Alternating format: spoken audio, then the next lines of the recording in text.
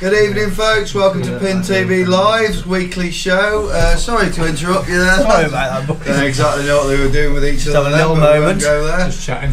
So tonight we've got a full house. We've got Stu again. We've got Doc in control. Hiya guys, hopefully. And we got Sandy here, and who is our, should we say, guest presenter again? Floater. And floater. Gopher.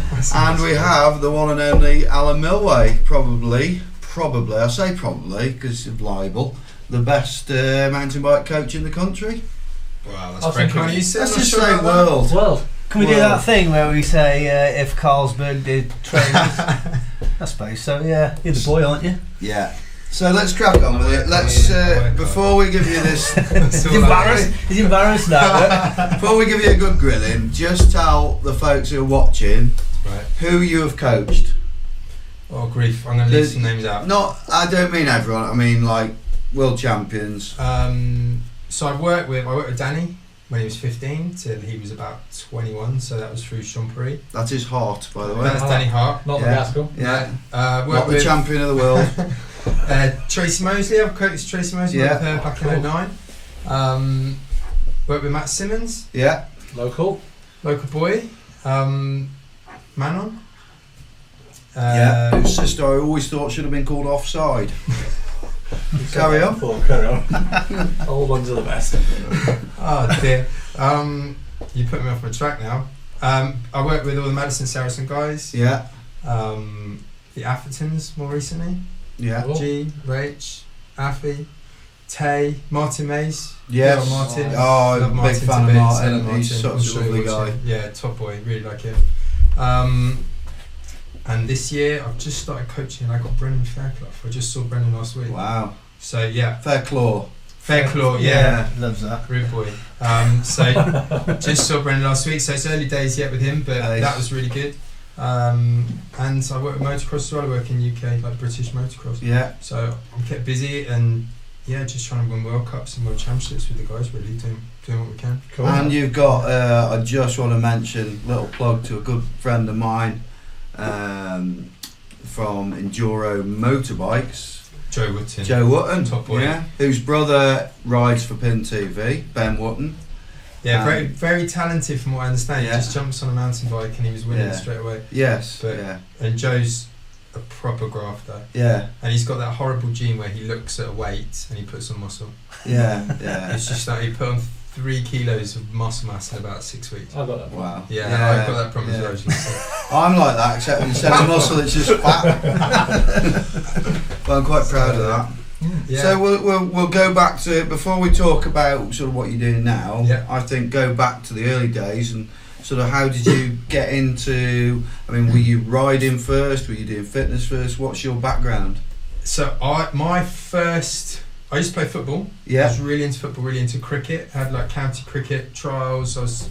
Went to got invited to Southampton Academy for football. So when I was a kid, that was all I wanted to do. And then I hurt my knee. Yeah. And the doctor said basically, cycle or swim. Those are your choices.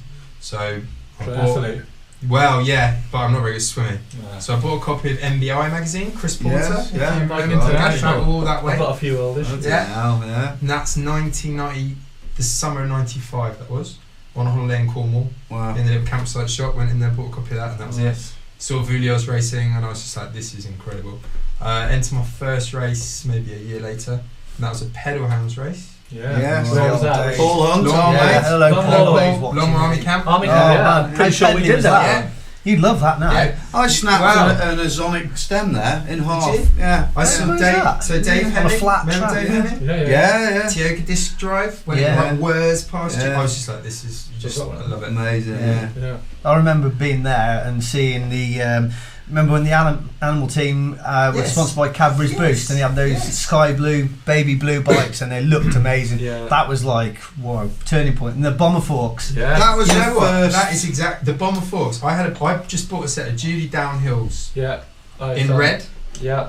and they had those elastomers in it, and I got to Longmore, it's about 3 degrees, and they were absolutely rock solid. So they just didn't work. And then I saw Steve Gill cycle past and set a bomb, isn't it? Yeah. I remember Yeah. that. We had a set of Yeah. those forks in the Yeah. other day for service, believe it or not, and they were like, I don't think the word had ever been changed, and they still work perfectly. Really? Mm. That's credit to Mazzocchi. I think that's Yeah. the best thing they ever made. Oh, yeah, definitely best forks. And that was my starting point, really. So I raced. I got pretty good. I got up into elite, but that's Yeah. before they had expert. So you sort of had that jump from senior to elite, Yeah. and that jump was probably a bit big for me, if I'm honest. Mm. So I sort of raced elite. I wasn't very good. Could be Tim in elite. Pontin's brother. Yeah. I like him. You think? No. Yeah. Pontin? No. He's got that I mild suppose mannered, so, slightly yeah, southern See it, sort I can of. see it. Yeah. Back me up. Ponting's still got on his Am I hair, mild though. mannered? Mild Can you mannered. tell my wife that? Sue, if you're watching, I am mild mannered. The pedalines races started most people's Well, career they were off some from of the shops first like ones that. we Yeah, went We to. used to went go there. to them, yeah. I Yeah, they remember were going brilliant. Longmore with you years I and years remember ago. Nicky my used to always first work. Yeah. first travelling down there with a good friend of ours, Tim Morris, and he was actually the guy that kind of got us into the whole mountain bike thing. Really? And at the time when I was not very knowledgeable, put my Yeah. teeth in, knowledgeable about bikes, I always remember I wanted an orange. And the He had an first E2, time, didn't he? yeah, the first time that I arranged to go and have a ride with him, I had this crappy old GT Outpost trail, fully rigid. In fact, you saw I me. was on that ride. You saw me. He was And he had changing this- gear like this with the cable. The cables on it were knackered, and I had to pull the cables, and then it clunked, and it was all right. But, I will but he had just- this E3. It was amazing. I was dead jealous. I will just step in there where Stu says I wasn't very knowledgeable about bikes and I wanted an orange. He doesn't mean he wanted an orange because they're crap, by the way. No. I mean, I wanted an orange. That was the bike to have. It It was was. also Which bit one did you want? E3. Oh god, And that he was had early aluminium days. When one. was that then? With pace forks. Nice. Oh, it was such a nice 95 bike. that was. 5. But yeah, but But then he rocked up with a red Team LTS. Yes. Oh, yeah. So he went from that to yeah, that. oh, it was Yeah. proper then. That was it, wasn't it? But, Very nice. Yeah, I think Paul Hunt, to be honest, he's been involved. Well, he's been involved with me starting coaching. Because Yeah. it was him that sort of said to me when I finished my degree. He was because he's from motocross background. Yeah, and very quick. British motocross. champion, I believe. Yeah. Oh, he's Yeah, a many quick years bike. ago. But when he was at the Pedal Hounds races, he used to have that Kona. Never used to practice, and used to beat all the masters or whatever. Just Oh yeah, because he's got the skills. yeah. Mm. And he said to me, there was no way to earn a living in coaching mountain bikers because back then there wasn't the funding, there wasn't the sort of focus on it. And it wasn't called to train back It was then. just a hobby. Even though it really, happened. wasn't Yeah, it was. And no it one was not needs a to done teach you thing. how to do that, do they? 'Cause Yeah, that's exactly. That's all. That's most all that people happened did. in South Wales. I never did those it. races, wasn't it? So Much. that was he was You sort of the didn't, starting point, and I Oh, think no boozing. he's getting back into it again. Yeah, Yeah, whole yeah. enduro sort of thing. Oh yeah. Well, Serious. Pedal Lounge is up and running now, and Yeah. back this year doing some races. Oh, yeah. Um, Yeah. Is he up for taking on the... Oh, we'll talk about that in a bit. You nearly We'll went, talk about that in nearly a bit. popped that can. Yeah. We wanted to have a word with you, Paul. We've got a little proposal for you. Little project. I wonder if Longmore Army camps are available for hire. Oh, Yeah. it's a bit flat. I remember pedaling. I'm just XCE. thinking, what am I doing? Yeah. What am I doing? There was But up it was there fun. on that track. It was Probably very go for standard. enduro. Probably Yeah, be yeah. quite good. Even that's too peddly Yeah. for enduro. Bit like Nantmauer. Nantmauer would be good for enduro. Probably That's would. all gone thanks to a young lad broke his leg. And Yeah. Oh, you Sued him, Little didn't Johnny and he? no, he didn't. Mm. Oh, did he? Mum or dad did. Ah, Oh, right, yeah. But they could come back again because they still use it for motorbike racing. I think they almost think, well, screw you mountain bikers. Yeah. But that was good though, wasn't it? So back to the point. Whereabouts at the time? Whereabouts were you? Were you down south? Where were you living? So I grew up near Guildford, Yeah, and I was riding. Essex boy. Yeah. No, No. I thought Sorry, Guildford's sorry. Essex. That's where my family's from. Horsley, Dorking. That way. Yeah, Sorry, that's it. Southerners. Sorry about him. I'm in the Midlands. I don't know. Essex is Oh, south. dear, that's the other I've one. lived in Surrey as well. Really? Yeah, I worked at RHS. RHS Wisley. RHS Wisley. Well, Yeah, that's- that's why I that's literally- trained to be a tree surgeon. You know. Yes. Oh, right. Yes. I lasted 7 weeks because I didn't get on with anyone. Someone told you what to do. Yeah, You went, basically. Yeah. That's Wow. like Coop with him yesterday morning, wasn't it? Yeah. Apparently, Kent's in London. Yeah. Kent is in London. Oh, is it? Yeah. Yeah, according to our mate, yeah. Yeah. So yeah, carry on. Move What- on. Move on. So yeah, grew up near there. Came up to Birmingham to go to university, Yeah. and I was after university. I went out to Morsey, and I spent a lot of time living out there. Spent summers and winters out there. Managed to do 10 summer seasons out there. Wow. Yeah, and 4 sort of full years. So I was running a holiday company, and I was literally flying back to coach. So I used to fly in for races, and when I was working with British Championship motocross teams, and then I was doing a lot of the stuff sort of on email and back and forth with riders. But that's where I met Danny. I met Danny in Leger, in a car park in Leger with his dad. I wanted to borrow some stuff from my boxer forks, and there was little Danny and his dad, and the conversation just started from there really. That's cool. Yeah, it was really good because I had, I guess, a bit of I was writing for Dirt Bike Rider magazine at the time, the motocross magazine, and I was sort of known for the motocross training, not the mountain bike training, even though I was a mountain bike. And Danny loves moto. Danny loves moto. It all so that sort of fell into place, and then I decided to come back to the UK because what I wanted to do was just coach people. And when was your was the Athertons like your big break, or was there something before that? It was Danny winning world champs. That was the. So he was under your spell then? Yeah. So 2011. Nice. So I joined Danny in 2000. I left. I was a PE teacher, qualified PE teacher, and I left basically because Giant said we got a little bit of money. Mm-hmm. If you could do a bit more opportunity, and I was just like, 100 grand's 100 grand. Yeah. I'll have some every month. Where are the keys to my Lambo? I've left them somewhere. So that was it really, to start with the Giant guys, and I had a really good relationship with that team. I worked with Needles on that team, Andrew Neefling as well. I saw that on your website. Yeah, I really like Needles, great guy. Mm-hmm. And then with Danny, it was really good, and he's good to stick into routine, and he just got better and better. And then 2011 we were doing quite a lot. He was coming to university, and we were like playing with power cranks back then, and I was trying to get a feel for what was actually happening on the track with like GPS, and just trying to understand it better really. Yeah. And from him winning worlds, I think that was when people would start asking me more questions. Were you at Champery when you won? Yeah. There's a bit of a story behind that. Oh. So I was at Champery, and my flight had been booked for like 5:30, 6 o'clock from Geneva, and long story short, because of the rain there was a bit of a delay, and so it was absolutely poor. I don't know how much you remember the day, but it was dry all week, and then it just got really bad. It was savage, and I had to leave World Champs to get my flight home. No way. So Danny was on the turbo, and we like worked out the whole warm up and all that, and there's nothing more I could do. Yeah. And I just said to him, look, everyone else is freaked out already. They're not even going to race this. They're just going to try and get down. As long as you race it, you'll be fine, because it's just another day in Hamsterley. Because let's be fair, that's what it was. Yeah. And then he went to the top, and I got a phone call as I was driving to Geneva from Danny, just going, dude, I've won it. Oh, he rang you. That's it was amazing. And what was mad was then I got home, and like a week later I got a speeding ticket from the guys from Switzerland. So thanks, Geneva. When he said that, I know you believe in your riders and they believe in themselves, but how much, you must have been a little bit surprised, even though you knew and you believed in your man. A little bit. Because we were. I mean, Danny's, I think he's a legend. You know what? Yeah, it's funny you say that. I think I knew he had it in him. Sure. And it was his time. There was winning, and there's winning. Was it 11 seconds? Yeah, 11 seconds. On the steepest. Yeah. I tried to ride down that track in the dry. It was on the day, wasn't it? I mean, we all have days where some days, we were talking about it today. Yeah. Some days you'll be 8th, and that's as much as you're going to get. But if you're doing 2 runs, you just can't make it. Other days you'll just shine, and you'll get the bit between your teeth, and you'll be the boy. And that was Danny's day, wasn't it? I think it was the conditions. It's one of those situations where if you were there, we were there for the week. So we were there all week, and you got a vibe of how like everyone was up for it in the dry, and everyone was riding fast, and the rain came, and Duncan Riffle, who's on Giant as well, basically wasn't even going to bother. Really? No offence to Duncan. He's from Southern California, it's bone dry. He's like, I ain't going to bother. What's the point? Yeah. And there was a lot of guys who were just thinking, what's the point? Freaked them out, and they just thought what the attitude was if I get down with the least mistakes, I'll win. And you cannot race with attitude, because it's like a negative, like I'm going to race 80%. Well, you're already talking yourself out of it, aren't you? And Danny had the attitude of like, all or nothing sort of thing.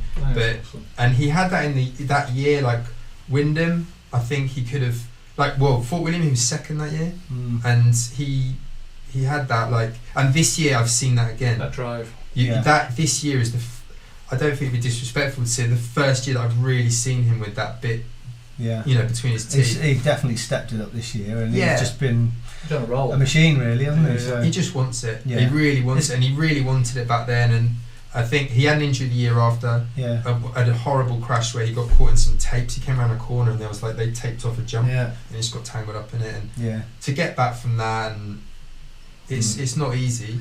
The thing with our sport is that we say our sport, but the sport of downhill, shall we say, is that you can write a rider off, like a top level rider. You can write them off, and think that's it, and then a year later they get their head right, because we all have years where it's not right, and they're back. I mean, definitely. Greg's a good example. He had He the can odd keep year going, where he was there, but not doing a lot. And then in the last couple of I'll tell years, you what. going out and Greg is winning Chad races Reed, and isn't just he? being brilliant again. Yeah, but I'd love to know. And Greg, if you're watching, please text in. At Lords, he was nowhere. For the first couple of races, he was nowhere. And I don't. Was it an injury? Was it the bike? What was it? I spoke to him in Morsey, and we had a came Santa back. Cruz dealer camp, and I managed to have lunch with him. I said that exact question. He was really open, which was nice, and he said, I went down the wrong route with suspension. Oh, really? So I think he had air shocks on his bike, and there was other riders really doing well with the air shock thing, and I think perhaps he went down the wrong route with that. And that's, he actually, he was openly told me that. But it goes to show how much these things make a difference, because he was nowhere. Apparently Greg can tell you when there's half a PSI out of your tyre, and I think stuff gets in your head, and then The top guys are really good. But I'll tell you something that's funny is, not to bang on about Danny, but a really good example. I was chatting to someone about bike setup the other day and how it had to be really precise. Halfway through the year before La Bresse, in about 2010, something like that, they'd all got new prototype frames. And so there was Needles, there was Duncan Riffle, and there was Danny. And the bikes were all getting built up, and Niefling had his tape measure out, and Riffle has tape measure out comparing the bikes. And Paul Miles, who was Danny's mechanic, was just like, do what we're doing with the bike, and you just build it. And then the next day, they were all like, tape measures out and this, and Danny just go, give us the bike, and just off he goes. Yeah. And he comes back, he goes, that was right. That's the difference. Yeah. And it was just incredible. Get on with it. Yeah. Positive mental attitude. And Duncan had a massive crash. There was a horrible finish line jump that was really boggy, and I think Katie Kerr broke her arm really badly on that jump, because it was really hard to clear, because it was like, it was just soft. Sucked you in, didn't it? Sucked you in, that sort of classic French pisty jump. Yeah. And everyone was crashing and hurting themselves, and Danny just floated over it, and he was just like, bike's fine. And it's amazing. And although they can tell the difference, they just know, let's just ride it first. So as a trainer and somebody who knows exactly what he's on about, I mean, do you think people do get too wrapped up in the small details? I personally do. Yeah, I mean, you can go overboard with detail, can't you, if you're not careful? 100%. And the thing is, it's a really interesting point, because they need, so at that fine edge, like I think this last season at the first round in Lords, G qualified top 3, and he I think was 7th or 8th, and that was basically down to bike setup, because the track was drying, it was getting, and his suspension was just too soft. So you can't say it makes no difference, because when they're riding it that hard, if he doesn't have it set up right, he's just banging through the travel. But at the same time, if they trip themselves out that, you know what, I've got the 450 spring on it, I needed the 400 spring on it, and he's barking at the mechanic, or I've put 28 PSI and I should have 26, then that's the problem. So it does take it is a lot of different fundamentals. Lads, we're going to interrupt a second. Yeah, we need to do something. Have we got some questions, Doc? Yeah, we got a couple of questions. What we got? So, this one's for you, Alan. Neil Bailey. What's good for diabetics to do for fitness training? Local guy, good guy. Local guy is diabetic and rides an e-bike, really good on nice. it. Yeah, really good on it. It depends what he's doing to manage the condition as it stands. Yeah. You want to obviously maintain constant blood sugar levels, and if I was him, I wouldn't be trying to go do specific intervals. I'd just try and stay steady in terms of his heart rate. If I don't know, it's hard to say without knowing the ins and outs, because there's a guy who I've recently been in discussion with who's got a heart condition, and we've had to really drill down to see what you're able to do. But in terms of him, I'd be trying to get some good volume, so you're becoming really, really efficient. If you've got an e-bike, you should be able to go out for quite a while. And I'd also wear a heart rate monitor, so you actually know what you're doing on the bike. And in terms of your diet, as long as you keep on top of that, and you're taking it, you're not sort of spiking your blood sugar levels, I think that you'll make some good progress. Excellent, thank you. Anything else, Doc? A lot of comments on the Longmoor Army camp. That means it's the old school. The old school. The old school. Yeah. Paul Hunt said he'll talk to you later, boys. Hey. Good on him. Cogs are turning now, aren't they? Yeah, he's thinking. I'm just looking to see if there's any more. Ben Llewellyn, Alan Milway, Moto Legends. Thumbs up. Oh, nice one. But yeah, not many. What we'll find now is the questions will start coming in. Okay. Yeah, bring them in. I think what we'll do is we'll this time we'll spread the interview out a bit, and we'll interrupt it with what our little bits that we have to talk about. I think we might have been droning a bit then. Really? No, it's good. It's interesting. No, mate, it's good. It's interesting. We're in the zone, and it's what we want to know. So it's fantastic. But I do want to talk about some things that have been sort of happening this week. Let's have a look. What has been going on? The biggie, and we know it's the biggie. British Enduro, side pattern. Next week's guest, I will say, it's over, isn't it? Yeah. The dream is over. British Enduro is finished. Well, for the moment. Yeah. It sounded as though the situation was difficult. I read a really interesting interview. The guys at Wide Open. That was good. Good on you boys. That was awesome. And fair play to Sai because he seemed pretty open about it. And just said that if you haven't got the numbers, the costs are through the roof. And that's how you're making your living. Yeah. What'd you do? You don't go to the bank and say I need to borrow 100 grand to put on a mountain bike race series. If you're not going to go back. No. Yeah. So I can't blame him. I think last year, without going too in depth, last year there was too much choice for enduro racing by the name of a certain organiser that we've all been stung by a bit. Yeah. And I think the general public and racers just didn't know what race to go for. Everybody got a bit confused. And they probably became a little bit paranoid and a bit like, I don't know if I want to get involved in it all now.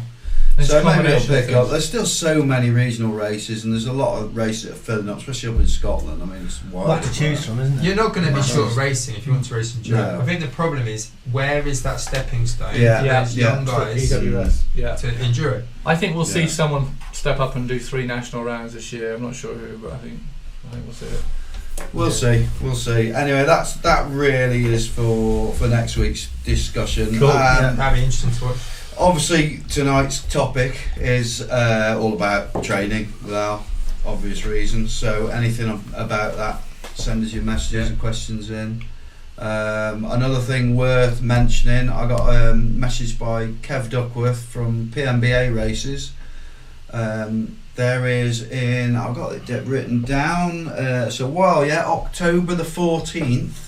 Up in, I think it's Grisdale, I'm not sure, but it's up there, and one of the northern races is a women-only enduro race. Oh, and I know Hope, Rachel involved. Rachel's big involvement in this. So I have spoken.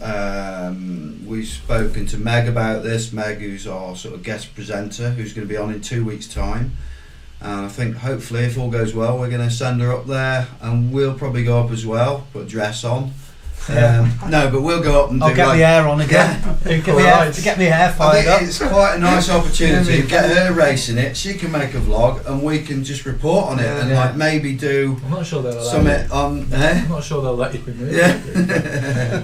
But it'll be a good event. So check them out. PMBA. Have a look into that. Any girls who want to go and do a girls only race, quite a good idea. Great to have Rachel on the show, wouldn't it? It would be good to have you, Rachel, if you're Rachel watching. Walker. But talking of Hope as well, hello Hope. Brings me to our next thing. A lot of people will know Woody Hole. He is. That's a good segue. Yeah. Fire in the hole. Yeah. Last year, was it last year? Year before, wasn't it? 2014, 15. World Masters Enduro champion, brilliant nice trials rider. He's got some skill on one of the top guys at Hope. All-round operator. Yeah, and then he's got his son, who is Daniel. He's known on Facebook as Daniel Woody Hole, and they are both coming on the show for the second week in February. Nice. So yes, That looks super cool. He's got some stories as well. Yes, Yeah, it's got some stories. A core bike show. They just some of them coming. That's coming up anyway. Yeah. And something we didn't mention talking about riders last week, also with people who have left, there's Taylor Vernon. He's left the Athertons, hasn't He's he? moved on. Yes, he's moved on. Anyone know where he's going? No, I don't think. I know where he's going. Are we allowed to say where he's going? I don't think Well, we let's say what you want on here, mate. Yeah, it's his news to say. Isn't Yeah, I don't I'm sure know. he'll if do that's a press the- release. I'm sure. Okay. I'd Good like on you, to. Tate. I'd like to. Yeah, it sounds good. Yeah, it sounds Sounds like a good. good move for him. I think. What we heard was. I'm excited for him. I think he's got a lot of potential. That lad. He's Yeah. suffered with. He's had some injuries. That boy from that broken Yeah. back that was horrendous. Yeah. You should see. He's got like he's got a jiffy bag full of metal that was in his body. Oh, really? Yeah. If you've had that and you've been airlifted off a mountain in Yeah. France, He's and- going to feel that when he's Yeah. 40. Yeah, Yeah. he's worked hard though, and the photos, like, it sounds like it's January and we're talking about those sort of photos before and after, but when you saw him before that crash, he was a boy, and then he came Yeah. out of that and he worked his socks off, and he really did change. He really Got a goatee beard now. I think that about my Yeah, injuries. that's what it is, isn't it? I think Proper my man. injuries. I'm not looking forward to mine. Like when I'm 40, it'll be Yeah, no, start to true. feel them. You I got, got you got a time machine. 10 years.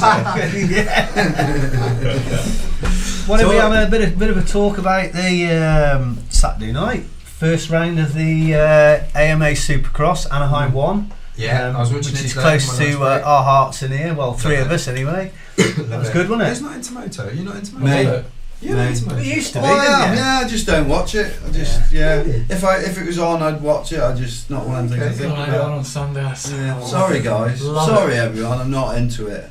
I find it fascinating. Although if it was on, I would be come up a fascinated. bit, I yeah, just don't have yeah. enough time for I like everything. it. But I just it's find a it good watch. interesting how it's like it's the international, like, world level stuff, and it's all in California. They're all just based within like 10 miles of each other. Yeah. The industry's Can smaller. you blame them? Well, you've been to Cali, I'm sure. A lot of Yeah, times. yeah. It's a cool place, a hell of a place to be. You don't need to leave No, there, don't do you? need to be Really? there, no. Couldn't exactly have a Supercross in Shrews, could you? No. Wouldn't be the same. Oh, Trafford, you can have a kid, wouldn't it? Have it in the Gay Meadow. Yeah. So, what do you think then, Roxon? Excellent. Brilliant. I didn't Pretty like much the way everybody they, knew that was going to happen. But Well, thought they it could hoped. happen. They hoped, yeah. Didn't you think Ralph, whatever his name is, Shaheen. Shaheen, didn't think they bullied him a little bit with the chat, saying he was giving it the big one when I didn't think he was? I think he said, I'm going to show you what I'm capable of, and he did. Yeah. I think it was because he's had beef with Ben- Alden Baker. Alden Baker. And I think that Mm. Bowden Baker's got a lot of respect in that sport.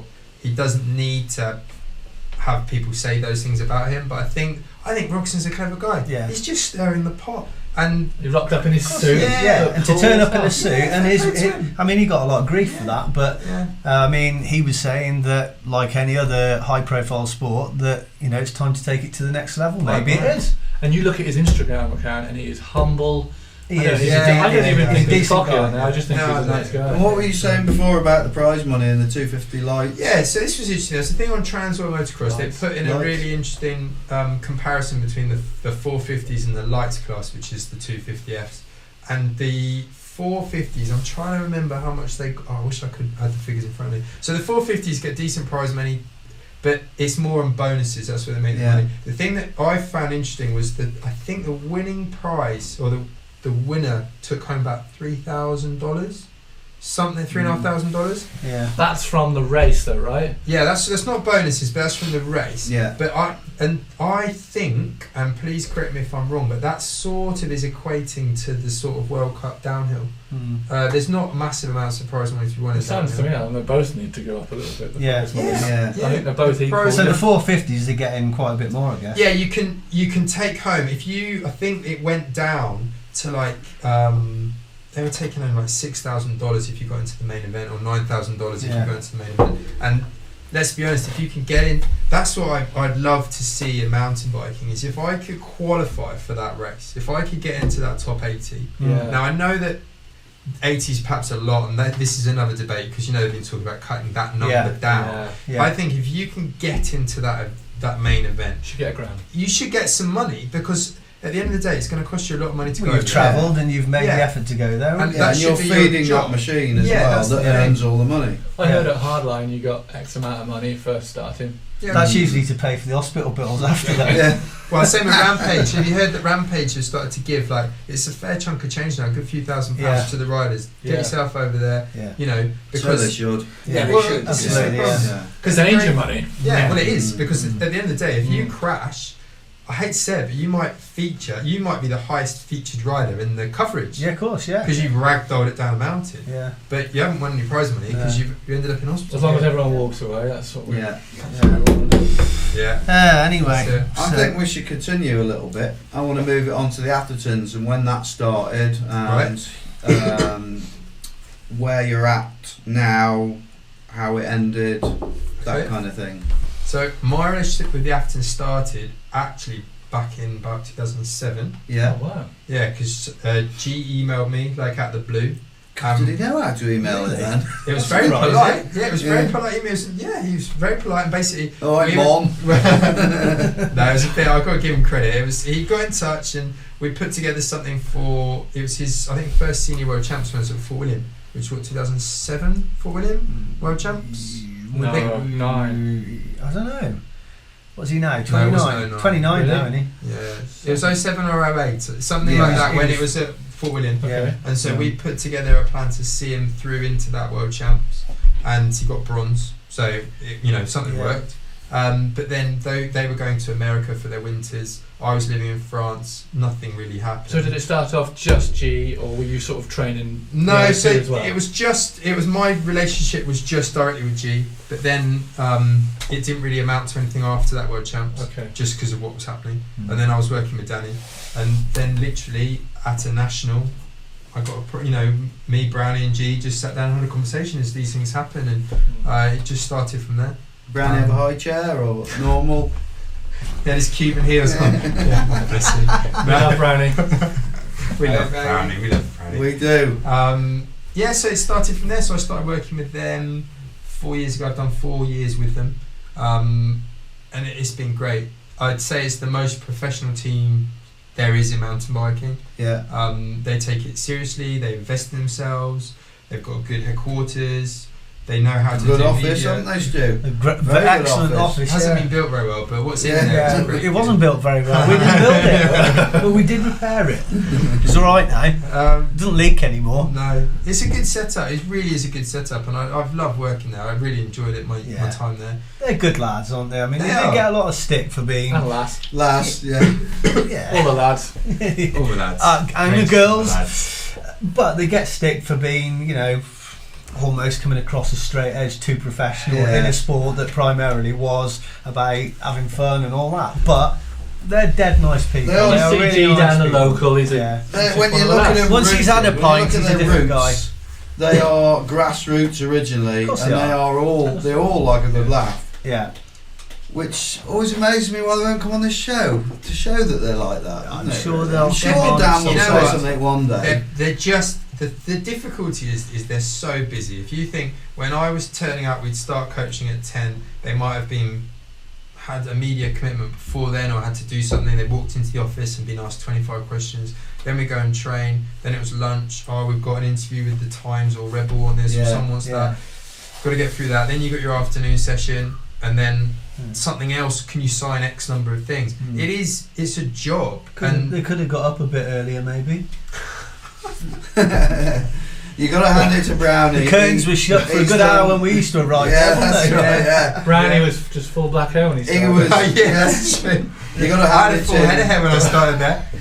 The way that he has pulled in like the amazing sponsors, the amazing interviews, Telegraph, things like that other people don't seem to have been. I think it's a true team, isn't it? And Jill does so much behind the scenes there as well. Awesome. She really does. She earns her crust. And those guys, they've done it right. And I think what I find it bad because I spent so much time with them. I was wearing training camps for weeks on end and all the races and being with them multiple times a week. They are nice guys and they have a laugh, but when someone throws a camera in your face, they're not the guys to throw their fingers up at it, where some people are, because these guys who are all boisterous and give it, they F and blind and swear, Actually, when the cameras are off them, they don't do that at all. They're really just down to earth normal people. Yeah, of course they are. Yeah. And so it is a persona, and I think that is people think that G's got this like, I don't know, just like robotic persona, which is rubbish. But you look at any sport and you have those. You go back to motocross, you know, you've got your Dungeys and your Roxons, and people behave differently on camera, like you said. Yeah. So what happened? Where did it end up with the Athertons? I just felt as though it was really time for a change, if I'm honest. We've done 4 years and it had been incredibly successful, like the World Cup wins and the team wins, and Rachel's season this year, if she can better it, do it again next year, that'd be incredible. And I hope she can. But I think that without going into too many details, I think I just felt as though I needed that next challenge, and the time was right to go, you know what? Everything is at the top of its game, and time for a change. Yeah, and it is difficult because I think a lot of people, it's the hardest time to make that decision. I think some people will cling on and directions might change, and you don't want to be halfway through a season going, man. I want to. Whatever job you're in, though, and it goes for every profession. Everybody needs a new challenge. Yeah, and I think you become fresh again, and definitely, it's a fresh start, and then you can move forward. Exactly, and I have to say that when I felt as I needed that new challenge, I'd not lined up anybody, I'd not sort of been speaking to anybody, and I just thought, and I've got a wife, I've got a daughter, and we sat, I sat down with my wife and what was best for the family really as well. So do you feel happy that you're now training Jim for the World Cup? Yeah. Number one rider right here. Sorry, I shouldn't have said anything. We need a race. Sorry. And then things moved quite quickly with Manon, because I've known Manon for years. I trained her to a World Championships in 2014, so I've got a good relationship with Manon. Do you know Manon was Stu was her goal at the in timing? I'm saying over races.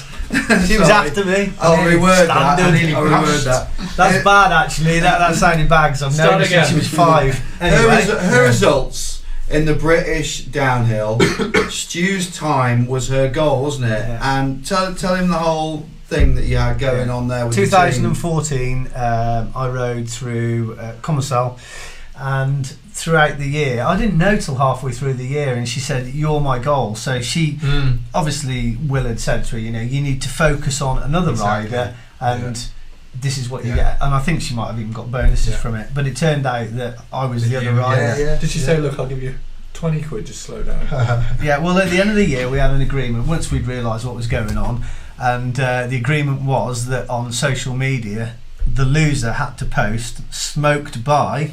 Oh, brilliant. That other rider.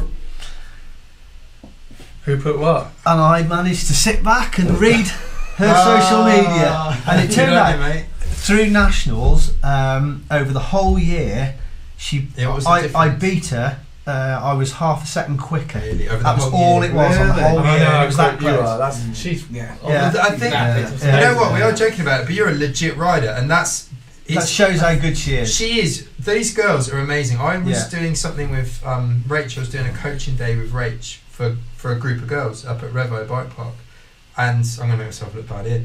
And we were sort of doing some demos on the bikes, and I was talking about training, and it was great. And we took the girls up the hill, and we were riding one of the tracks, and she'd raced it. It was after National Champs, so she raced it on National Champs, won at National Champs. I hadn't ridden the track. I was on a trail bike.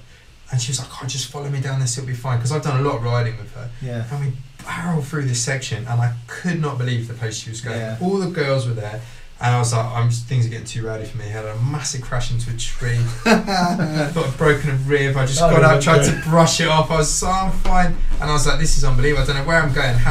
Like the arrogance to think I could sit behind Rachel Atherton down the track. I don't know. Yeah. They're amazing. And I think that there needs to be more comparisons done, because when I hate to say it, but when you watch a World Cup and Warner's there and the girls are sort of the warm up, and the 25th rider qualified is I don't know, whoever, they don't make it look good. But then the top girls come down, and their times, you need to compare them to what the boys have been doing. And Rachel always used to say, "I just want to qualify in the men's." And do you know my training sort of results? My results goal was last year in the British round.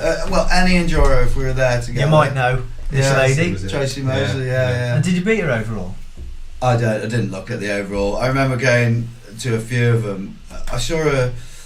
Was it Eastridge? It was one she turned up and I beat her. She is king.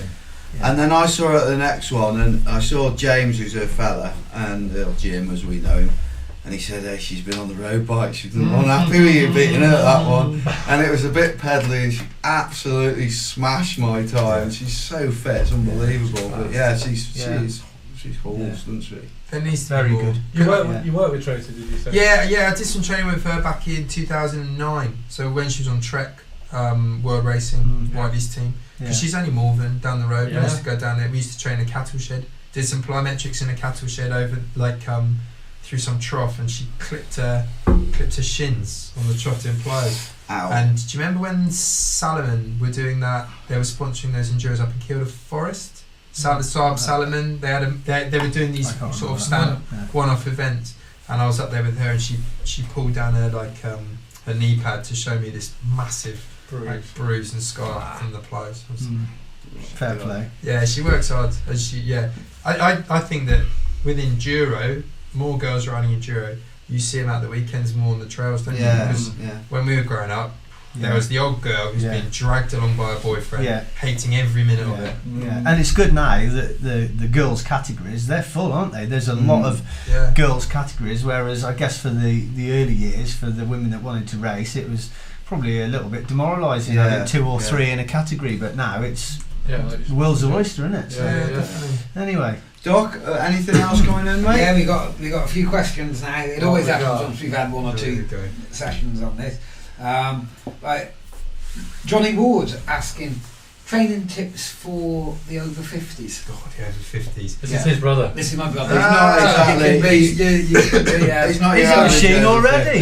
He's the really guy's fit. ripped. Yeah, but I must admit, there's quite a lot of older riders tonight asking very similar questions. He's ripped a carbon copy of his carbon copy of me, except I'm 51. So the two things that I see regularly with older riders, and I've worked with a few. Jonesy, a coach, he's 49. The biggest thing is recovery. Sometimes guys get it in their head, right, I'm going to go to town, I'm going to work really hard, and they go flat out for 3 weeks, and then they're just done because they feel sore, they feel tired, they're not giving themselves a chance to recover. Mobility. Can you lift your arms above your head? Can you squat down? Can you touch your toes? These sorts of, PE lesson things, they probably can't because they've been sat at a desk or behind a steering wheel for ages. Mobility is a really big one, and getting people to move, not necessarily try and lift heavy weights. If you can get someone in a gym and get their mobility improved, so things like lunge walks and squats, simple pulling and pushing movements. Can you lift your arms above your head without sort of a big compensation in your chest? So to sort of loosen you off. Yeah, it's a common issue that will translate onto the bike. And again, if you're really tight in the hip flexors, that affects your lower back. So people get sore backs and they're riding and they're complaining with these things. That's interesting. We need to have a chat. There's I've got a hip problem. There you go. Yeah. And they're probably interlinked. A lot of these things are interlinked. And older guys, the problem is that as the years go on, you get into this position.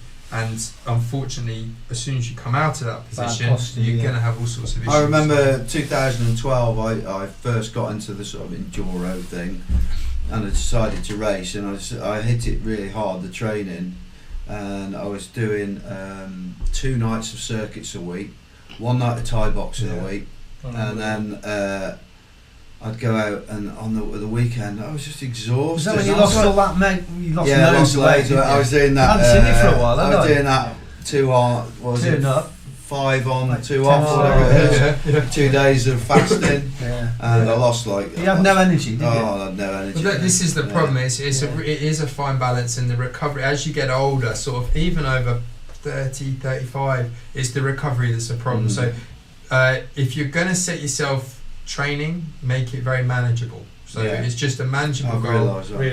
Realistic, and make this sort of smart goals. Make it specific for what you want, but make it manageable and realistic.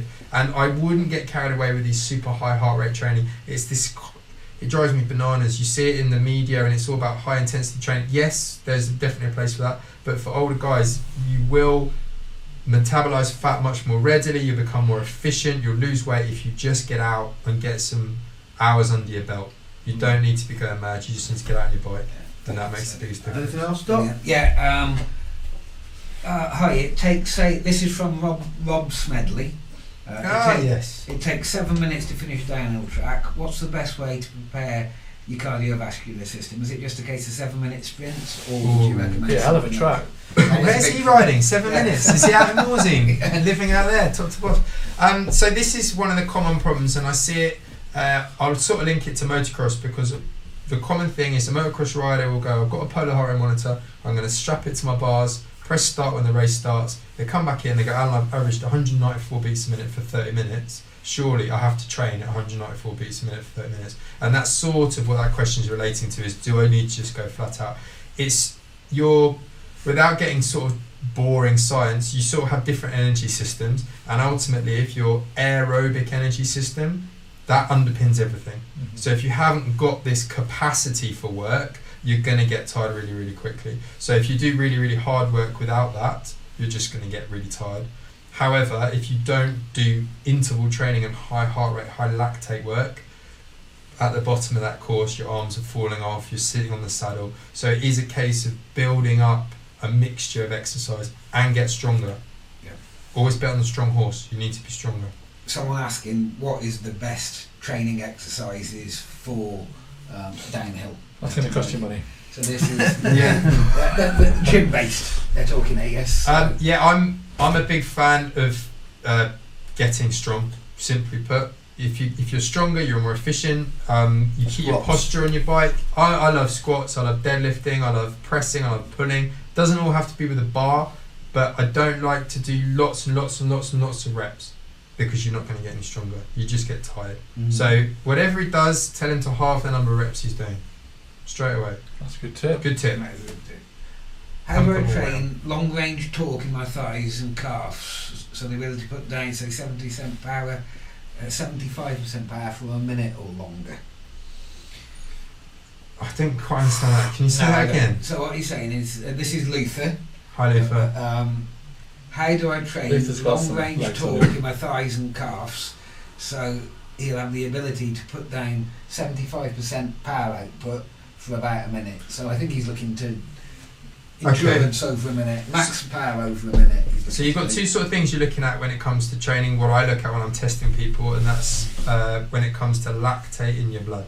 And what he needs to be training at is anaerobic threshold. So that's what I'd be looking to train at. Plenty of ways to test that. We test it with a blood sample, and then we link that to the wattage on the bike and the heart rate on the bike.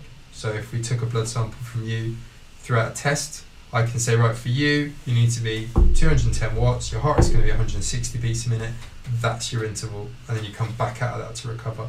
And it just makes it really specific, so there's no guesswork. A lot of people try and get around it. Now power cranks are becoming cheaper. Get a power crank on your bike, that'll make the biggest difference. If you want to invest in a power crank, I'm sure Sandy will sell you one. There's a team rider of mine, I'll probably have to... Give him one now, but Sally.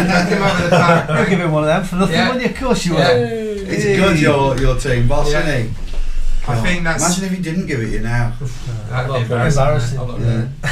Stages power crank. Get a stages power crank on the bike, and you can do plenty of tests out on the road. There's lots of things that can be done, but essentially that's what you're looking at, anaerobic threshold. Excellent. We've got another one off Steve Shanahan. What training would you recommend for people just getting into enduro? So this guy's looking to get into enduro. Steve Sheridan, is it? No, not Sheridan. Shanahan. Shanahan. Yeah. So he's just getting into enduro. He wants to know the best type of training for that. Okay. So essentially, the first thing that's going to determine whether you're going to do well in enduro is actually completing the enduro. So if it's a 2-day event, have you got that ability to go on your bike for 2-3 hours? And again, people can lose sight of that. They'll go crazy in the gym or in their back garden or in the shed for 45 minutes and sweat lots. Go out there, mates, to Cody Brennan, and halfway around the beast or whatever, they're just like hanging. It's that aerobic capacity. Get some base. The big rides are important over the winter, aren't they? I think that's where you're going to make the most difference to start with. If you're getting into it, don't worry about doing anything else apart from trying to enjoy being on your bike. when your missus is watching Coronation Street and your daughter's in bed, go out for an hour on your bike. Every night. Lots of people commenting on, so basically, is flexibility more important than strength in the older riders? I'm not going to get into semantics difference between flexibility and mobility. I'm going to call it mobility because can you get in certain positions? Yes, definitely. Don't worry about getting strong. I've seen so many people who are really strong in a certain range, and as soon as you get them out of that range, they've got huge risk of injury. They still have a lot of pain. Alan Milway, the guy from NBR, Test Rider, really good guy. Al came down to see me just before Christmas, and he's a strong boy. But we still found there was some issues that he had, differences, left leg, left arm, right arm, and if you can address those, they're actually going to translate to your bike a lot more readily than putting that little bit beneficial. A bit more weight on the bar. Can you still get in all the positions you want to get in, Jim? Or you're on Saturday night? You need to ask Gary. Tuesday, right? That's my wife. That's his wife, not mine. I'll ask her later. Yeah, I'd say that improving flexibility and mobility. I reckon if there's a lot of guys out there and they would just try and squat down with their arms above their head, I bet they'd be embarrassed. So we're going to do this test after the show. Yeah, I'm going to do it on the table. I can still touch my toes with the totally straight legs. Yeah, and then we've got someone asking that it was a sort of response to one of your answers. So they're saying, if you're not using bars in the gym, what else should you use? And I think you answered it with that then. Your body sometimes. Just use your body to start with. If you are trying to get stronger, don't forget, if you're trying to get stronger, you have to lift more weight. So doing more and more reps doesn't get you necessarily stronger, but you can use anything, kettlebells, dumbbells, but bodyweight exercises are still good to start with. In your gym, you'll find there's plenty of sandbags knocking about, medicine balls, anything. You just need to be a bit creative with it. But before you try and get super strong, can you actually move and get flexible and mobile? Cool. I have a question, if that was all right. Yeah, go for it. Well, obviously knew I was going to be on the show with you, so I did a little bit of research, and dangerous. My good friend Potter has recently come to you for almost sea Harry? No, Harry, not Harry. Oh, well, his brother. Matt. Yeah. So just for Christmas. And he was raving about it before, and he's raving about it even more after. And I guess there's a lot of us out there who have raced, perhaps not so bothered about that, or we are bothered about it, but we just want to be fitter and get the most out of our time on the bike. What do you offer? Because I know you do it. You've told us all about the world champions you've trained. What about the keen racer or beginner or grassroots rider, like us? Yeah. So what I'm doing is putting on a range of things to hopefully help improve this level of rider. Okay. And I put on a workshop day on a Saturday, so it's obviously people. I know I appreciate people who are at work, and we're looking at a date for February. So if you're interested, drop me an email. Go onto my website MX Fitness. Drop me an email because I'm really interested to put another one in February. And what do we get? So for that, what I'm doing is I split it into 2 sessions, and the first session is actually to look at people. So we took a load. I had a big sheet of things, and we were basically doing almost a traffic light system. Is this a red light? Do we really need to address it now? Is that a good area? Can we move on? Went through a number of movements, and that really highlighted for a lot of people. They were like, right, I've been sat at a desk, I can't do this. This is affecting my riding. I've had a broken ankle 3 years ago, and actually my left calf is half the strength of my right calf, or whatever.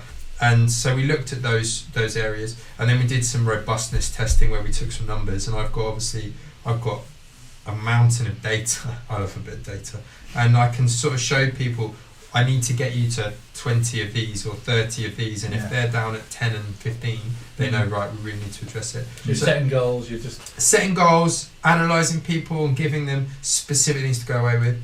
And then in the afternoon session, we're doing some more fun stuff where we're taking some max numbers, some sprints, some max powers, some vertical jumps, some pushing and pulling. I've got this really cool Concept 2 machine where we can take some number. It's basically like a max bench press, but really safe. Yeah. Cool. So the people can get an idea of where they're at. Yeah. And then from that, I can say, right, you need to do X, Y, and Z. And then come back to me in 6 weeks, if that's what you want to do. If you that's what I was going to ask. So you send them away, they do their stuff, so then they come back, and what And you assess them again, do you? Yeah, I can assess them again, and what I'm doing, a lot of the guys, what's been really flattering, I guess, is that a lot of the guys who came to me just before Christmas are saying, right, when can I come back? And so I'm booking to see them just. Well, they're obviously getting something from it, and realising it's that's cool. And then you can just come down to me. I base myself at the University of Birmingham. I use all the facilities there, so I've got the strength and conditioning facilities, the lab facilities, and you can book in with me. Come down for a morning. I often get there nice and early, so the guys who are working only need to take half a day and spend 2 hours in the gym with me, and we can do plenty of things. So that, and I can write that up, so I can say, right, this is what we've done. Yeah. These are the photos to remind you of what we've done. You can now do it in your own gym. So I hear you've got some pretty amazing stuff you can work with there. Joe was saying about these sort of almost like Wallace and Gromit trousers that you get into, and they take the gravity away. Really? It's an auto-G machine, yeah. So. We're really lucky because the University of Birmingham is probably the premier sort of sports university there is. Okay. Loughborough's got that reputation for its degree, but at the university there's some amazing research, amazing facilities, and we've just got a new building that's opening up in about 8 weeks. And in our lab currently we've got an Alter-G machine, it's called. It's basically a treadmill, but you wear like a canoe neoprene, it's almost like a bit of a vest, and it zips you in. And we can inflate that, and it actually reduces the effect of your body weight. So if you've got, say, a broken leg, we've had footballers come in and cricketers come in, and Joe was on it for obviously this lad he's referencing had an ACL injury. And that's really interesting. Yeah. So within 6 weeks, and we've also got a machine where we can test. It's like a fighter pilot's chair. You strap them in, and then they extend their leg, and then they bend their leg, and we can take all the figures. And he had a deficit of 25 to 30% between the two legs. Wow. And after 6.5 weeks, 0% deficit. Really? 6.5 That's well impressive. Yeah. That's graft. That's a lot of hours. Yeah. And that was his job, to do that. But amazing to be able to do that. You've got to also be willing to put the time and the effort in. Yeah. It's not the question that it's not it's a two-way instant solve, is it? Yeah. No. I think that's what I found previously, and that's why I want to see people. Is previously I was writing people training plans, and they were like, "How can you help me?" And I was like, "I'll write a training plan." And then they weren't getting anywhere with it because they didn't really know. I think training plans can be overrated for amateur riders unless they're willing to commit the time. If someone says, "I'm not doing that, I've missed that session," then why do a training plan then? Yeah. Stick to it religiously. Yeah, you need to stick to it, and it should be manageable. So don't plan 4 days a week. I'm going to quickly interrupt again, and I'm going talk too much. to give it the Trailhead product of the week. Sandy has brought this in. So off the back of our conversation two weeks ago. A couple of weeks ago we were talking about security. I actually used one of these. He didn't even know. It was a total coincidence. And it's the Master. This is a big steel loop. Goes on your floor. On the wall. Yeah, anything really. And then if you say you put it into concrete, some big concrete pins, like big holes in there, and then these pins go in, sort of hex head bolts, aren't they? Do you drill them out? Do you hit a ball bearing in them? So you hit a ball bearing in them, so you can't be undone again. And I've been using them. I've been using one of these for a few years now. $29.99. Bargain. You can put your big lock through there around the bikes, and the insurance companies like to see that. And I tell you what, I got a concrete floor in my shed, and when I first made it, it was when I had the dirt bikes, and I had it in a different place than where I've got it now. Can't move it. I got it out, but mate, you would not do that in a robbery. No. Tell you what, it took me ages. How did you get the ball bearings out? How did I do it? I just got a massive, probably got a crowbar huge jammy bar underneath it. That wouldn't move it, and I had to get a grinder onto the bolts, and then get some new bolts to the top. So a good bit of. You wouldn't do that in a robbery. Yeah. So that's the Master lock. It is ground anchor. Ground anchor, everyone putting up those posts in Yeah. Too many of them. The robberies are a big thing at the moment. Scumbags, yeah. Lock your stuff up, definitely. Yep. Alright. What we got next? A bit more about what's been going on, I think. Obviously, on the thing with training, me and Stu, are you eating healthy now, Stu? I did notice when we went riding the other day, you turned up with a load of biscuits and chocolates. No, I'll correct you. I had some homemade pizza. Oh, good. Homemade. That makes it. It was a healthy pizza. A bit thinner than normal. Yeah. Homemade tomato sauce on it. But yeah, I had some vegetables on it. I need to start knuckling it down. Well, I've been from New Year's Day. I've been good, flat out good, no snacking. But why do people binge? I never understand this binging over Christmas. Because just binge all year. Greedy bastard. I don't get it. That's what I am. I don't get it. Yeah. You didn't have any of my pizza though, did you? I had a little bit. Yes, you bloody did, because there was missing pieces and Coop had the other one, and I was wondering where my dinner had gone. But there you go. So you haven't been that good, have you? You see, I bet you're one of these blokes who always eats and drinks really good. You turned up with a bloody bottle of water. Yeah, well, I can't turn up on He's in the gym. Pint, have you always been like that? Have you always been someone who's like you always eat healthy and I eat don't pretty drink much and etc. When did you last have fast food? I went to Pizza Express with my wife before we went to the cinema. That's fine dining. That's good. Yeah. And I had a glass of prosecco. They do this prosecco with like a raspberry liqueur in it, and it was really nice. Chambord. I picked up my wife loves it. Doc, I picked up the fag book. You make a jammy dodger. That he left outside. Chambord in it, and then pouring left cream. a fag It book tastes outside. exactly like a jammy dodger. So I'm having a bit of a fag. We are getting a lot of love for Alan's course on me. Yeah. So what is your web address? I'll put it into the comments. So yeah, do. So you can contact me on Facebook. I'm at Alan Milway Coach, and you can send me a message straight away on there. Or you can go on to mxfitness.co.uk and you can contact me on there. We've been trying to sort some dates out. The date that I initially had has been taken up by a motocross coach. He wants to bring all his athletes down on that day. So I'm looking at another date on a Saturday. But yeah, please drop me a line, because if I've got people's details, then we can get the date booked up as soon as people are interested. Do you get kind of a bit busier in the World Cup season? Are you? Well, it's almost the opposite, to be honest, because we do so much training to get people ready for World Cup, and it all depends on the calendar.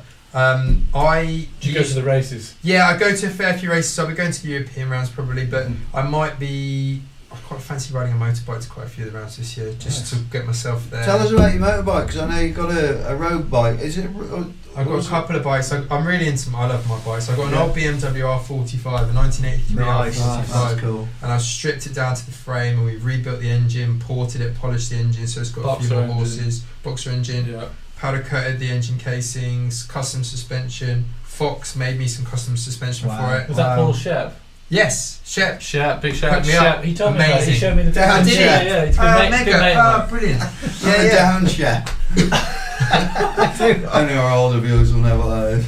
Notes. Yeah. But yeah, what a good guy. And I've seen your bike. Amazing. Yeah, he did a really good job with that, and so I've got that bike. But in these conditions, I ride an old Honda because she's a workhorse. She stops on the button. Yeah. We're Honda boys. You're Honda boys. I've got a couple. He's got a couple. I love a Honda. So it's not an HRC Honda, unfortunately. I like an HRC Honda.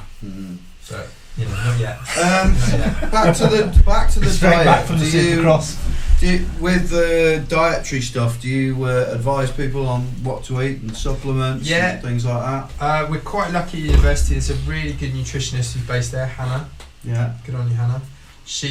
We've sat down and put together a really good booklet, and I give all my guys that booklet. Okay. And we sort of talk about a good option and a bad option, and I think that's it's a practical way, isn't it? People, breakfast. Yeah. What's a bad option? Oh, bugger, that's what I eat. I eat Frosties every morning. And here's an alternative. Try this.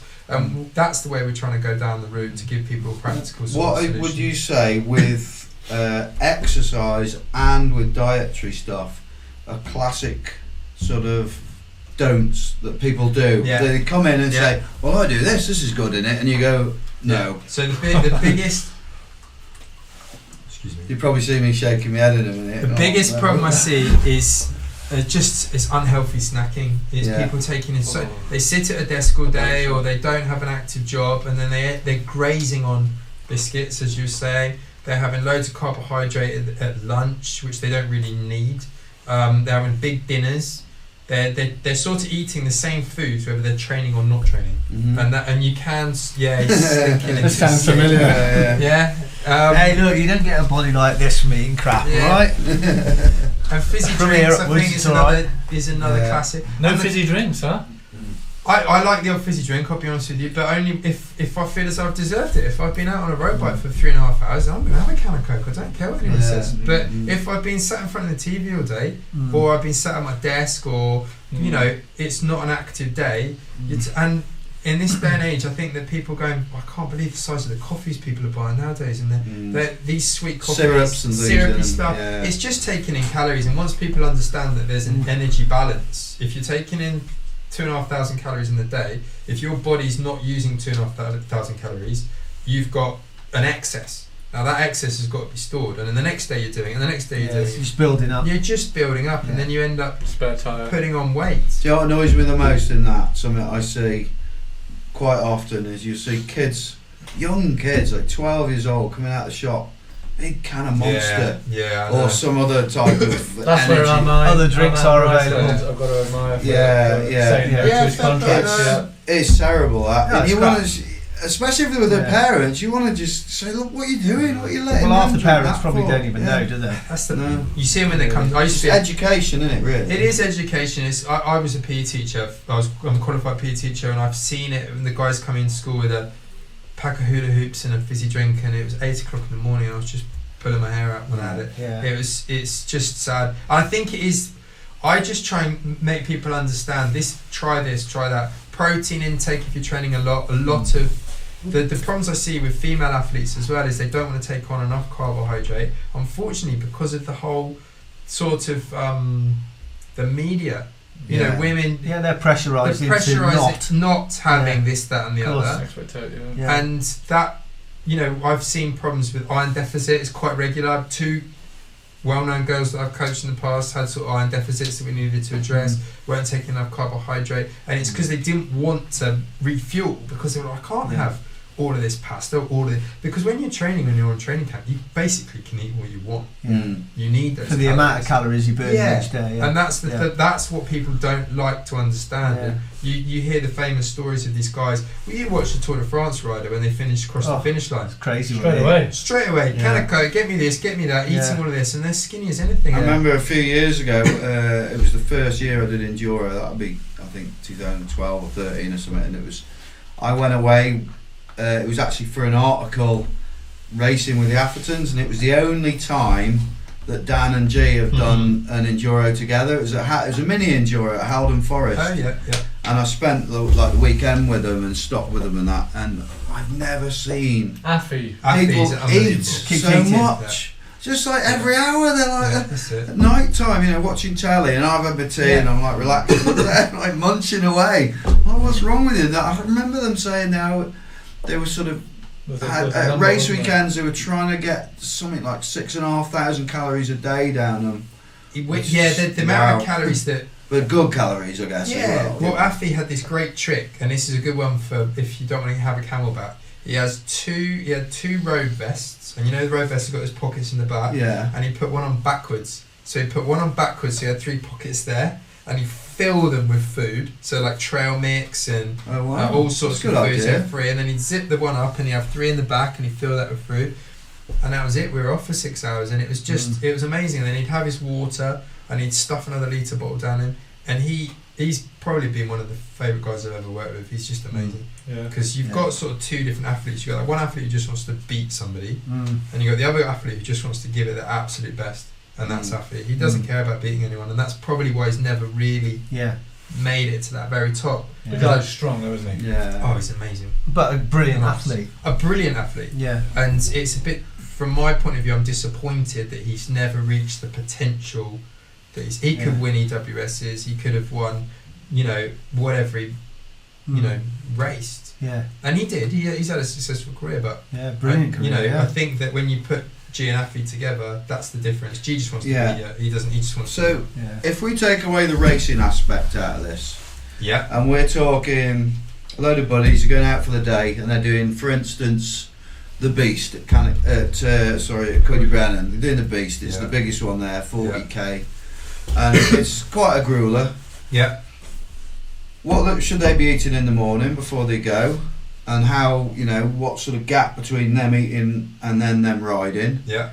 Then when they're out on the trail, how much should they be taking in? Say they're out there for 3-4 hours. Yeah. How many gels? Because you hear a lot of people saying, "Oh, you should have a gel every hour," or should someone say, "Yeah, but if you have too many gels, my guts will, I feel crap." So, what's your advice on that? Okay, so the first thing to say is if you're going out for anything less than about 2 hours, you really don't need to take in much carbohydrate. Right. So it drives me mad when you go for you're on a loop that's about an hour long, and there's these gels strewn everywhere. You don't need that. You've got enough carbohydrate within you to deal with that. So don't get carried away because you won't lose any weight. You're riding the weekend to lose weight, and you're taking in 1,500 calories extra. You don't need. But if you're on a really long day, big bowl of porridge. That's what I have. Brown toast and a bit of honey, perhaps. So you're getting a lot of carbohydrate in the morning. When you're riding, you can take in and use up to about 60 grams of carbohydrate an hour. Now, to put that into real money, I would have that in the form of a powder within your water bottle, like carbohydrate, because it's much easier to drink. Yeah. And I wouldn't go too many sweet things because you can sort of get bad guts if you're taking in too much carbohydrate. And it is actually the type of sugar that you're taking in. I would have cereal bars. There are a lot of energy bars out there, but it's carbohydrate, that's what you need. So when you're exercising, that's the fuel you put in the fuel tank. Yeah. And protein is what you're recovering by. Can I ask one question? We all get to ask a question. Porridge doesn't work for me. If I have a big bowl of porridge, literally 3/4 an hour later, I'm starving. Really? Oh, Whereas you say you have porridge, it lasts you hours, doesn't it? But that's interesting. just makes me hungrier. I'm like that with Weetabix, just goes straight away. Really? Yeah. Just straight into it. Have some protein with it. So protein is a really good thing to actually satiate your appetite. So like satisfy, should we say, your appetite. Yeah. So if I were you, try what I'd like you to try, your homework. Have your porridge Listen, again. folks. Have your porridge again. Yeah. And then have a couple of poached eggs or boiled eggs. Right. And a glass of milk. Right, okay. Try that. Yeah. Have some of my chicken's eggs. Oh, thanks Yeah, very Been much. eating that flat out for ages since, Well, poached eggs definitely fill you because up until recently at work we have poached eggs every morning religiously. Yeah. 10 How many o'clock. eggs do you have? 2 eggs. Yeah, okay. Yeah, and that does, until lunchtime I feel better for something like that than the porridge. So, but I will try all the other bits as well. At the end of the ride, is it a myth or is it true that? This 20-minute window. Yes. I thought it was a 15-minute window. Here we go. And also, that's your protein or you're eating. Yeah. If you are having protein with water, with milk, some people say you shouldn't have it with milk because it stops it working some way. No? So in terms of that first question, milk will basically slow the uptake of protein, just you said. That's why there's these popular sort of recovery drinks that you'd have just before you go to bed. Nocturne or what is what? Yeah. That's it. Yeah. So you have them with milk because obviously you can have it when you're resting and sleeping. So you want it with water, and that's one thing that I bang on about when we're training regularly. Get your protein in straight away. However, in terms of this window, it's pretty much been shown that it's not critical. Right. That's really interesting. That's good to know. Yeah. Don't worry about that. I had a protein, disaster, I guess. So when I was training for Trans-Provence, I was doing more than I normally would, and I was having protein shake after. But I was training quite a lot, and I was having quite a lot of protein shakes. I developed gout. Really? Yeah. Wow. And the boys in the shop told me I was walking around like Long John, hobbling around, and the doctor said to me, "It's a protein that's triggered it." Interesting. How much are you taking in? I don't know, just a normal amount, shakes and stuff, and I eating quite a bit of chicken. And I've actually seen there's an athlete that I won't name who's vegetarian, which is problems obviously when you're taking in protein, and horrendous diet. Basically lived on toast. So he was just taking his protein and protein shakes, and his guts were just horrendous. And it's not, these things are supplements, they supplement a healthy diet. And you want to be taking in 20 grams of protein per hit, and an egg has about 6 grams of protein. Wow. Okay. Yeah. Okay, so it's sort of 3 eggs is your 20 gram hit, or a couple of eggs and a glass of milk. Yeah. That's quite a nice way to do it. And if you're training, so we look to try and take in 4 to 5 hits of 20 grams of protein, which is a lot of protein, but per day. Wow. Yeah, so you're trying to take that in, and you want to follow your exercise with protein, but understand that you're not going to fuel your exercise with protein. Yeah. So these people eating loads of a handful of nuts halfway through a 3-hour ride. So what about these supplements? For instance, like in the morning, say I have creatine. I used to have creatine. Right. Sorry, glucosamine, cod liver oil, selenium. There's a lot of evidence that, unfortunately, some of these things, the evidence from the people who are taking them in is all very positive, but the science doesn't always back it up. Right. But it should be said that, like multivitamins, it's not hard to take in enough vitamin C and these various zinc and magnesium, what have you, if you're eating a balanced diet. NutriBullet's good for that as well, I find. Yeah, definitely. Yeah. Just blend it all up, and what you need is a good wife, basically. Yeah. You need to have a wife who runs a good household. Where do you get one of those from? Household. My wife is watching. You know what? I found mine in Birmingham. Listen to this, darling. Tall, leggy blonde. Yeah. I was Al says.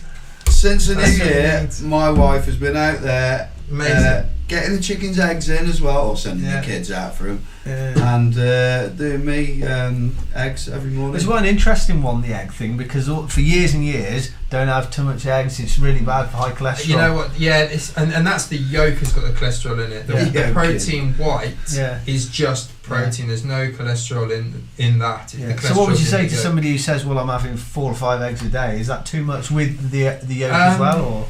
If they're having it every day, I'd probably try and balance things out. I mean, I have 3 eggs a day every day. You know, so I've no problem with it. It's only if you take these things out of proportion. And my comment about women was not sexist. We need women to look after us. They're the bosses of the household, aren't they? So it's.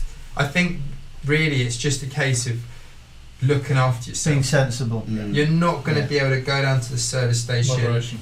Yeah, that's the problem. It's like people who buy their breakfast on the way into work and they stop off at the Tesco Express and it's just all packaged up and they're like, oh, I don't, you know. Yeah. You've got to actually go to a supermarket properly. Buy proper good food, job of it. Packed sandwiches. Yeah, this meal prep. Bodybuilders really good for it. Whatever you've got to say about bodybuilders, they really do prep food well. Weightlifters, I know some really top end weightlifters and they're brilliant at it. And mountain bikers are shocking at it. They go and buy like a cereal bar and come into training with a cup of coffee and a cereal bar. I you know, but you'd never drink. A weightlifter will come in, they'll have everything lined up and they'll get it all down and they'll weighed as well. So. How are we for questions, Doc? Well, we got a couple actually on your shirt, Jim. All right, okay. So, during the MX segment earlier, you said you don't watch it anymore. Apparently. Yeah, I know it's coming. Yeah. He's that cool that he doesn't even realise. 94. I will tell you what the 94 is. This is actually a muck-off top, and that was the year that muck-off was created. It's the trim now. Yeah. Nothing to do with it's not the fact that he's sorry, it's a muck-off top. He's a massive MX fanboy. He just doesn't. A lot of people saying that they're going to be eating lots of eggs and porridge from now on, so that's a good get shout. it down, Nothing else. And as I say, a lot of people, so we will post up your details. Yeah, brilliant. That's good to hear. A lot of people would be really interested in going on your course. Yeah, lovely. Cool. Really good. So, in what you're doing nowadays and what's been happening, what are your plans for the future, or what do you hope to happen? I want to win World Cups for my riders. I want to win World Championships for my riders. That's my driving force. I'm a very competitive person, and that's what I really want. You know, it's been a joy to work with Manon so far, and I'm excited about working with Brendan this year and really getting stuck in, because I think that both of those guys, if I can get him fit and strong and we can really knuckle down to it, he's the most talented rider out there. He's massively talented. Yeah. Awesome. And he's that rider that everyone wants to ride. Yeah, of course And that's from my point of view. He came up last week and we looked at him and we've done a lot of testing and sort of had a look at how it fits for him. Where is he at? We've got a bit of work to do, but that's all good. That's fine. And how much of your training involves, something my missus has got me into a lot nowadays is this sort of positive mental attitude. How much of it do you work around that at all? Yeah, it's just working in with their lifestyle, because ultimately, if what you're trying to tell them to do clashes massively with what they're currently doing, there's going to be a problem. Yeah. So what you want to do is someone like Brendan, he's got a lot of people around him, he's got a lot of friends who train with him and ride with him, and it's just a case of trying to structure that he's actually saying, well, I need to do this. I bet you any money they'll all be like, cool, Well, Yeah, yeah, let's do that. That's no Yeah. issue. Yeah. But if he's not driving that, or anyone is, if it's Yeah. a clash, and just making it manageable, making it interesting. So basically, you're going to be Yeah. training. Sorry. Yeah, Surrey yeah, that's massive. right, yeah, Surrey Hill. Sorry, massive. That's cool. Yeah, so I think that's it. And with Manon, it's trying to, like, she came up to me this week. I'm going down to see her on Friday. We're just.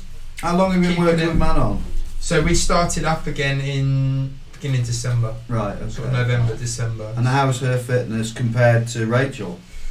They're really interesting to compare those two. If you were to take them out of mountain biking and put them in sort of, say, track cycling, they'd be at the polar opposite ends of the events. Right. Rach is like a V8 engine, like super powerful but thirsty, should we say, gets tired quickly. And Manon's almost the opposite. She's not got that raw More power, endurance. but she just goes again Efficient. and again and Yeah, again. yeah. And she's got that bloody mindedness that's fascinating to see. And I don't know where she got that from. I Yeah. How'd you get on with Jace then? That's Manon's dad. Manon's dad, well, I've known Jason from the Welsh Dragon days. Well, we all have. Yeah, we all have. Yeah. And I think Jason's great because Jason's one of those guys who basically likes a debate or an argument. Of course He he likes does. to stir it up. Yeah, of course he does. And And he's a big It's like kid. Jonesy. isn't Yeah, it? yeah, he'll it's never just grow like up. I mean, funny just like enough, Jonesy. just like Jonesy. I don't know how old Jace.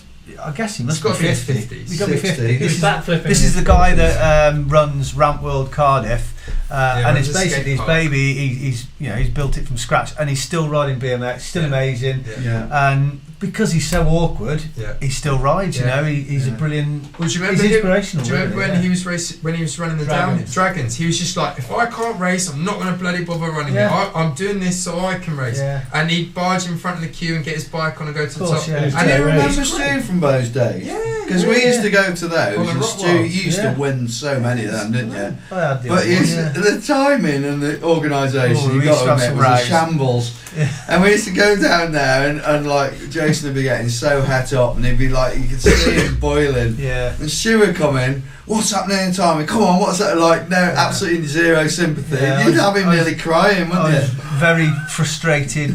Well, do you Young remember Alan rider. Blood used to do that as Yeah. well? Do you Oh, remember Alan bloody! Blood? He Well, used to we still hate- see bloody. Yeah, Bloody he's mate, still he was- he's still like that now.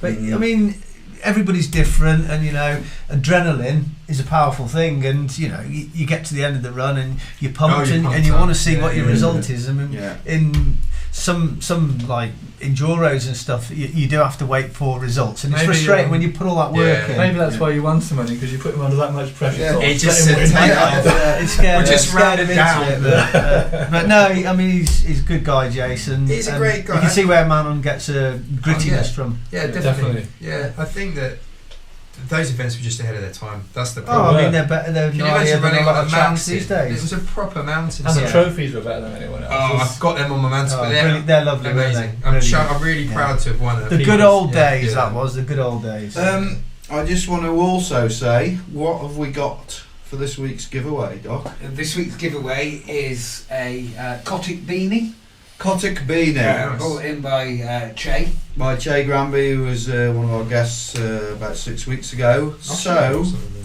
get ready on your keyboards.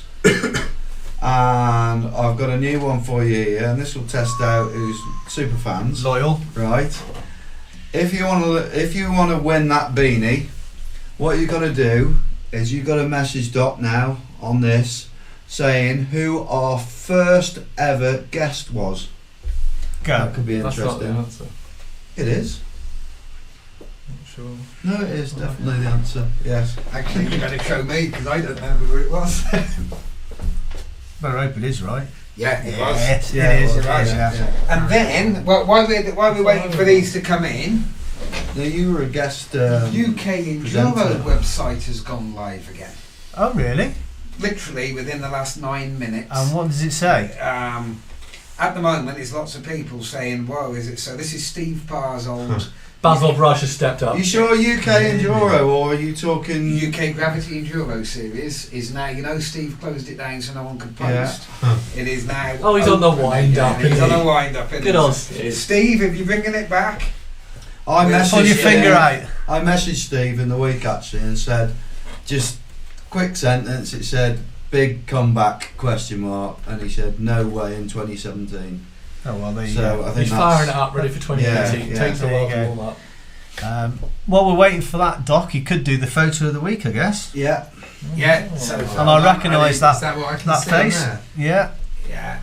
So pick of the week this week. Looks like you're abroad. This was sent in by Ian Braydog Bray, Yeah. Oh yeah. and I must admit that's a cracking photo. It's a banger. Makes him look Yeah. quick there. Yeah, Yeah, I, that took, is I mint. took that Yeah. one. So it's actually one he's bought off Roots and Lane. No. The photographer was me. Oh, I see. I was getting it. It's a brilliant photo. But Nothing like Still flies yeah. for an old boy. trumpet. I wonder how that got in there then. no, it was actually sent in by Ian. So Ian sent it in as pick Yeah. of the week. How you doing, E? And to be honest, So we're making money twice out of I this.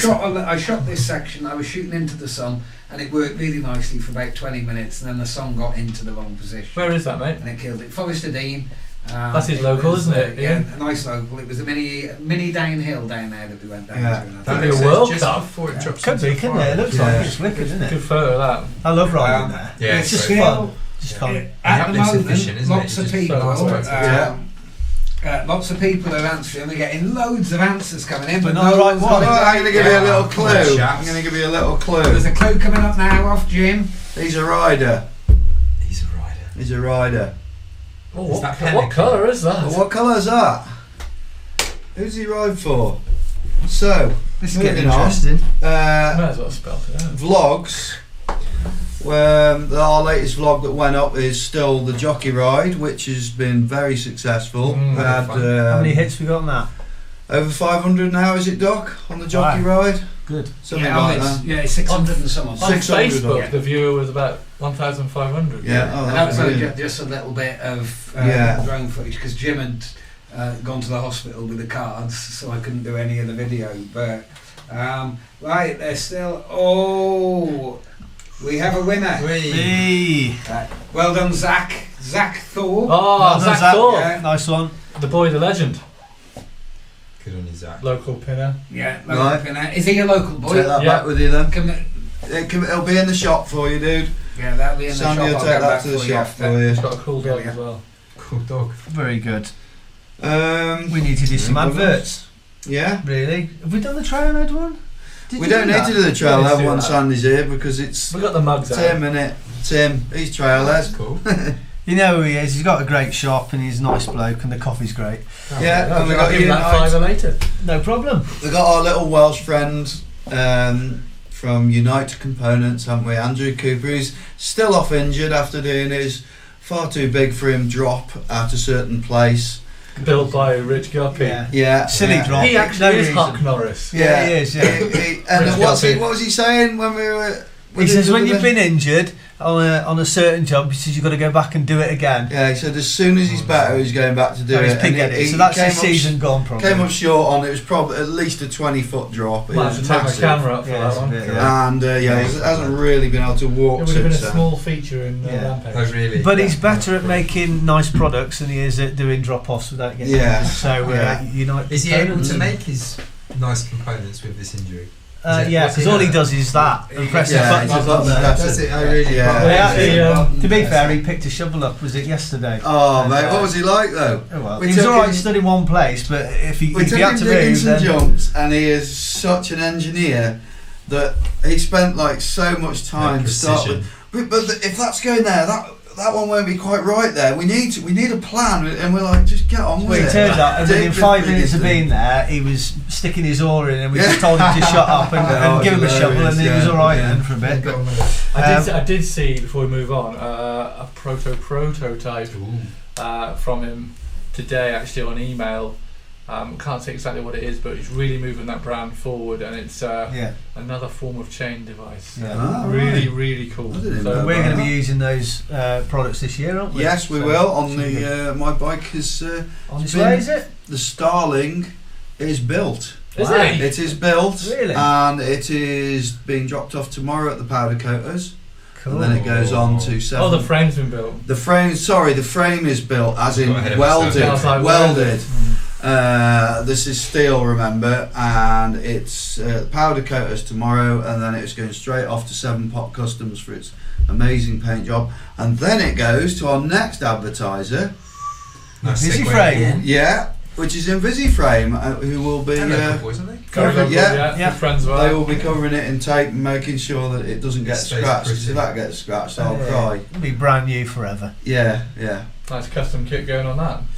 So, I think We've been on for an hour and a half. We've been on for an hour and a Really, half. it so I goes think- really quick, doesn't it? Yeah. I think Wow. we'll finish off by giving out our Instagram accounts as we do every week. Jim Buchanan 955, Doco Pod, At DockerPod, yeah.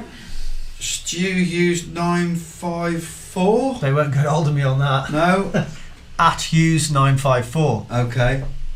At Sandy_plenty. And I'm at Alan Milway. So yeah, And it's follow been us there. I've just started following him. Looking good. it's been an Follow up. absolute pleasure. Yeah. Really I've really appreciate enjoyed you it. coming on. Very I've taken a educational lot. for all of us, I'm Yeah, sure. I've taken Hopefully, a lot of people have learnt a lot of stuff. Go visit his site, give him a bell, Yeah, get in touch. I like Get in join touch. Potter on Yeah, phase dude, 2. come down And for phase 2. we do have a plan also to do a bit of a vlog with him in the local gym, talking about sort of the basic sort of training methods. Nothing that will give away his Yeah. special Um, secrets.